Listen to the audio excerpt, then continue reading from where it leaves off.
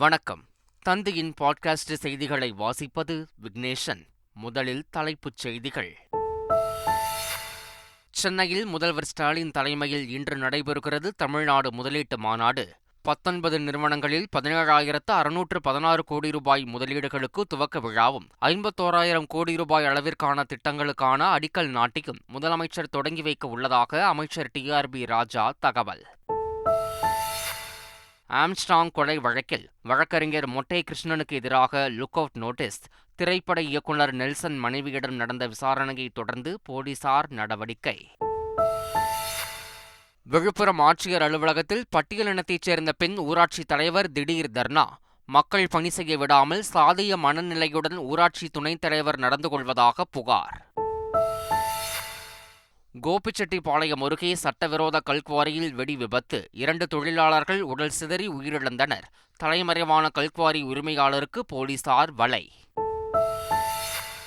வயநாடு நிலச்சரிவில் 17 குடும்பங்களைச் சேர்ந்தவர்கள் ஒட்டுமொத்தமாக உயிரிழந்துள்ளனர். கேரள முதல்வர் பினராயி விஜயன் அதிர்ச்சி தகவல். இந்திய கிரிக்கெட் அணியில் முன்னாள் வீரர் யுவராஜ் சிங்கின் வாழ்க்கை வரலாறு படமாகிறது. புற்றுநோயில் இருந்து தன்னம்பிக்கையுடன் மீண்டதை மையமாக வைத்து திரைப்படம் எடுக்க உள்ளதாக T-Series நிறுவனம் அறிவிப்பு. இனி விரிவான செய்திகள். மத்திய அரசில் நேரடியாக பணியாற்ற மூத்த அதிகாரிகளை நியமிக்கும் முடிவை மத்திய அரசு ரத்து செய்துள்ளது. இதனை சமூக நீதிக்கு கிடைத்த வெற்றி என முதலமைச்சர் MK ஸ்டாலின் குறிப்பிட்டுள்ளார். பிற்படுத்தப்பட்டோர் மற்றும் ஒடுக்கப்பட்டவர்களின் உரிமைகளை பாதுகாக்க நாடு முழுவதும் சாதிவாரி கணக்கெடுப்பு நடத்தப்பட வேண்டும் என்றும் முதலமைச்சர் தெரிவித்துள்ளார். இதனிடையே பாஜகவின் அனைத்து சதிகளையும் முறியடிப்போம் என காங்கிரஸ் MP ராகுல் காந்தி எக்ஸ் தளத்தில் பதிவிட்டுள்ளார். மலேசியா பல்கலைக்கழகத்தில் திருவள்ளுவர் இருக்கை அமைக்கப்படும் என பிரதமர் மோடி அறிவித்துள்ளார். இந்தியா வந்துள்ள மலேசிய பிரதமர் அன்வர் இப்ராஹிமும் பிரதமர் மோடியும் டெல்லியில் சந்தித்து பேச்சுவார்த்தை நடத்தினர். இதனைத் தொடர்ந்து இரு நாடுகளுக்கும் இடையே பல்வேறு துறைகளில் 7 புரிந்துணர்வு ஒப்பந்தங்கள் கையெழுத்தாகியுள்ளது. ஆசியான் மற்றும் இந்தோ பசிபிக் பிராந்தியத்தில் இந்தியாவின் முக்கிய கூட்டாளியாக மலேசியா திகழ்வதாக பிரதமர் மோடி தெரிவித்தார். ஜம்மு காஷ்மீருக்கு சட்டப்பேரவை தேர்தல் அறிவிக்கப்பட்டுள்ள நிலையில் எதிர்க்கட்சித் தலைவர் ராகுல் காந்தி அங்கு செல்கிறார்.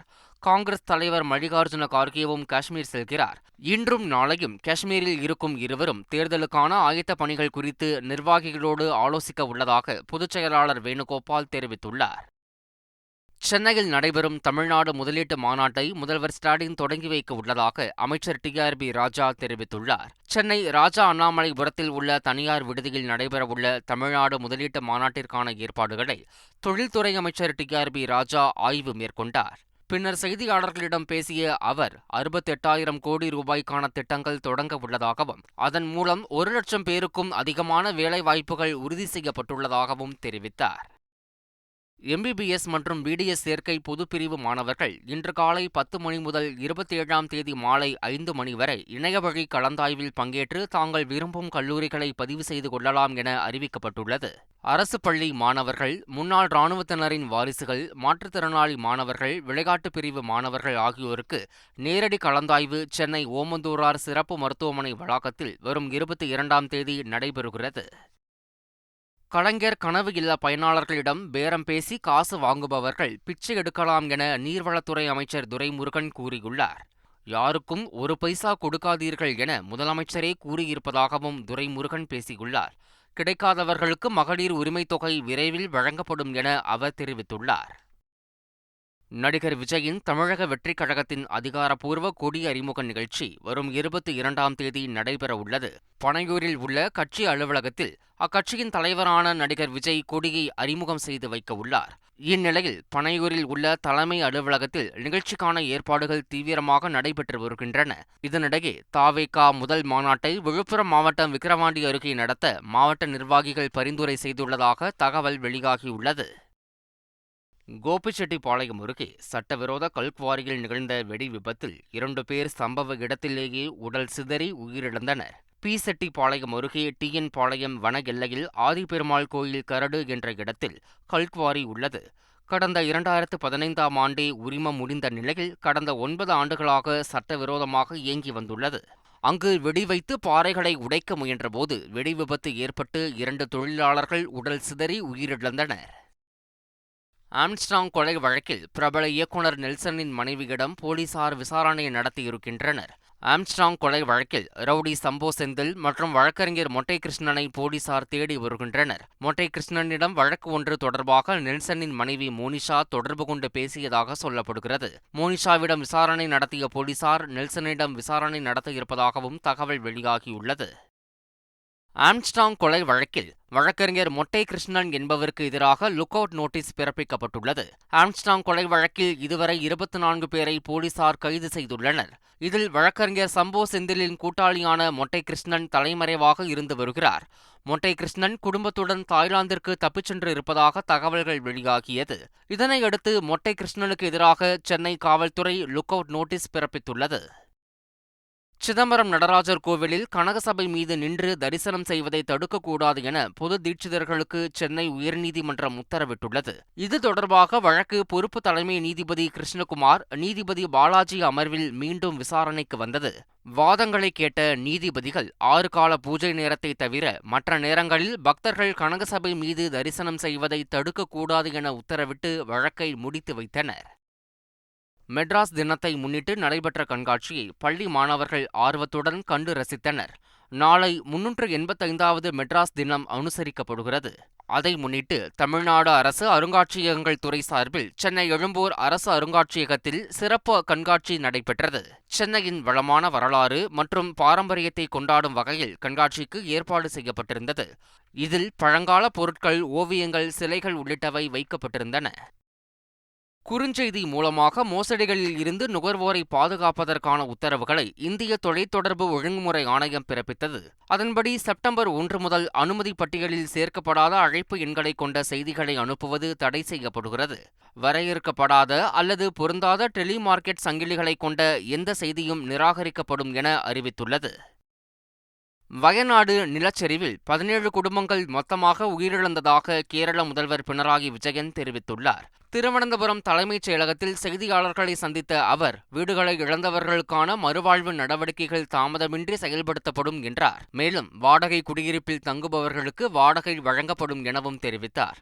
நிலச்சரிவில் சிக்கியவர்களில் 119 பேர் இன்னும் கண்டுபிடிக்கப்படவில்லை என்ற பினராயி விஜயன் 17 குடும்பங்களைச் சேர்ந்த மொத்த உறுப்பினர்களும் உயிரிழந்ததாகவும் அந்த குடும்பங்களில் 65 பேர் உயிரிழந்திருப்பதாகவும் கூறினார். பாரிஸ் ஒலிம்பிக் தொடரில் 2 வெண்கலப் பதக்கங்கள் வென்ற இந்திய துப்பாக்கிச் சுடுதல் வீராங்கனை மனு பாக்கருக்கு சென்னையில் உள்ள தனியார் பள்ளியில் பாராட்டு விழா நடைபெற்றது. நிகழ்ச்சியில் மாணவர்களின் கேள்விக்கு பதிலளித்த மனு பாக்கர், தமிழகத்தின் செஸ் வீரர் பிரக்ஞானந்தா, நடிகர் விஜய் ஆகியோரை நன்கு தெரியும் என தெரிவித்தார். தமிழ் திரை உலகில் பாலியல் ரீதியான அத்துமீறல்கள் உள்ளதாக நடிகை சனம் ஷெட்டி பரபரப்பு குற்றச்சாட்டை முன்வைத்துள்ளார். நீதிபதி ஹேமாவின் அறிக்கையை வரவேற்கிறேன் என்றும் சினிமா வாய்ப்பு என்ற பெயரில் அட்ஜஸ்ட்மெண்ட் செய்ய வற்புறுத்துகிறார்கள் என்றும் அவர் கூறியுள்ளார். தானும் இத்தகைய பிரச்சினைகளை எதிர்கொண்டு இருப்பதாகவும் அவர் தெரிவித்துள்ளார். விழுப்புரம் மாவட்ட ஆட்சியர் அலுவலகத்தில் பட்டியலின பெண் ஊராட்சி மன்ற தலைவர் தர்ணாவில் ஈடுபட்டதால் பரபரப்பு ஏற்பட்டது. திண்டிவனம் தாலுகா ஔவையார்குப்பம் ஊராட்சி மன்ற தலைவரான மகாலட்சுமி கமலக்கண்ணன் தேர்தலில் வெற்றி பெற்ற நாளில் இருந்து தன்னை செயல்பட விடாமல் துணைத் தலைவர் தடுத்து வருவதாக குற்றம் சாட்டினார். மக்கள் பணிகளையும் செய்ய விடாமல் முட்டுக்கட்டை போடுவதோடு சாதி பெயரைச் சொல்லி இழிவாக பேசுவதாகவும் வேதனை தெரிவித்தார். பொதுவெளியில் சாதிய ரீதியாக பேசியதற்கு விளக்கம் கேட்டு திருச்சி எஸ்பி வருண்குமார் நோட்டீஸ் அனுப்பிய நிலையில் அவரை சாதி ரீதியாக இழிவுபடுத்தும் எண்ணம் சீமானுக்கு இல்லை என்று நாம் தமிழர் கட்சி விளக்கம் அளித்துள்ளது.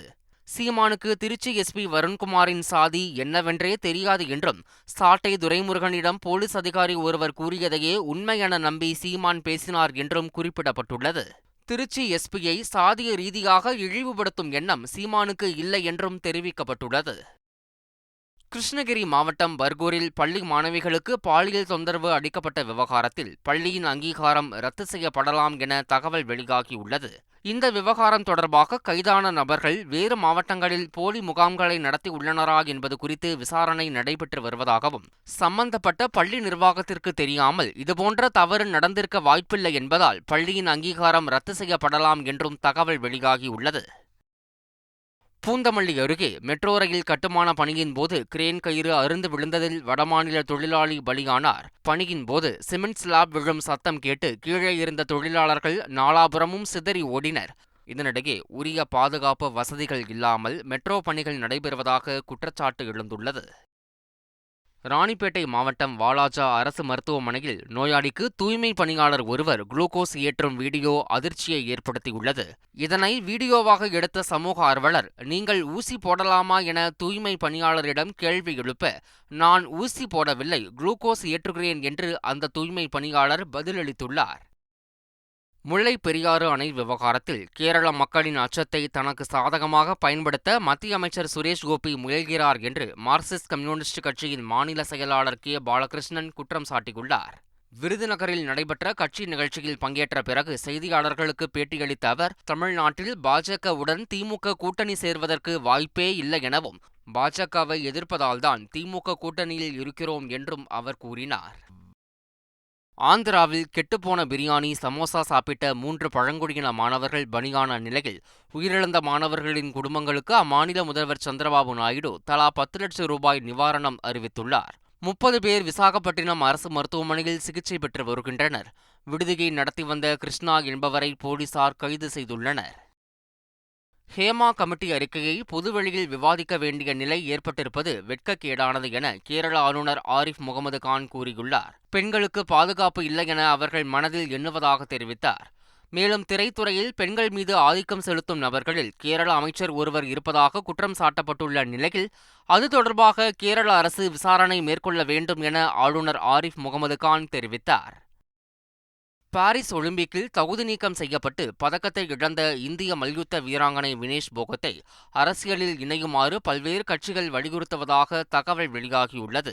அரசியலில் இணையும் எண்ணம் இல்லை என வினேஷ் போகத் ஏற்கனவே கூறியிருந்தார். இந்நிலையில் எதிர்வரும் ஹரியானா சட்டமன்ற தேர்தலில் வினேஷ் போகத்தை போட்டியிட வைக்க அரசியல் கட்சிகள் முயற்சித்து வருவதாகவும், சகோதரி பபிதா போகத்திற்கு எதிராக வினேஷ் போகத் போட்டியிடலாம் என்றும் கூறப்படுகிறது. இந்திய கிரிக்கெட் அணியின் முன்னாள் வீரர் யுவராஜ் சிங்கின் வாழ்க்கை வரலாறு திரைப்படமாக எடுக்கப்பட உள்ளது. இந்திய கிரிக்கெட் அணியின் நட்சத்திர பேட்ஸ்மேனாக வலம் வந்த யுவராஜ் சிங் 2019ஆம் ஆண்டு சர்வதேச கிரிக்கெட்டில் இருந்து ஓய்வை அறிவித்தார். உலகக்கோப்பை T20 கிரிக்கெட் போட்டியில் 6 பந்துகளில் 6 சிக்சர் அடித்து சாதனை படைத்த அவர், புற்றுநோய் பாதிப்புடன் 2011ஆம் ஆண்டு உலகக்கோப்பை தொடரில் விளையாடி தொடர் நாயகன் விருதை வென்று சாதனை படைத்தார். இந்த சூழலில் அவரது கிரிக்கெட் வாழ்க்கை மற்றும் புற்றுநோயில் இருந்து மீண்டதை மையமாக வைத்து திரைப்படம் எடுக்க உள்ளதாக T-Series நிறுவனம் அறிவித்துள்ளது. சர்வதேச மகளிர் T20 உலகக்கோப்பை கிரிக்கெட் தொடர் ஐக்கிய அரபு அமீரகத்தில் நடைபெறும் என ICC அதிகாரப்பூர்வமாக அறிவித்துள்ளது. வங்கதேசத்தில் வருகிற அக்டோபர் மாதம் மகளிர் T20 உலகக்கோப்பை தொடரை நடத்த திட்டமிட்டிருந்தது. வங்கதேசத்தில் தற்போது அசாதாரண சூழல் நிலவுவதால் வேறு இடத்தை தேர்வு செய்யும் பணியில் ICC ஈடுபட்டது.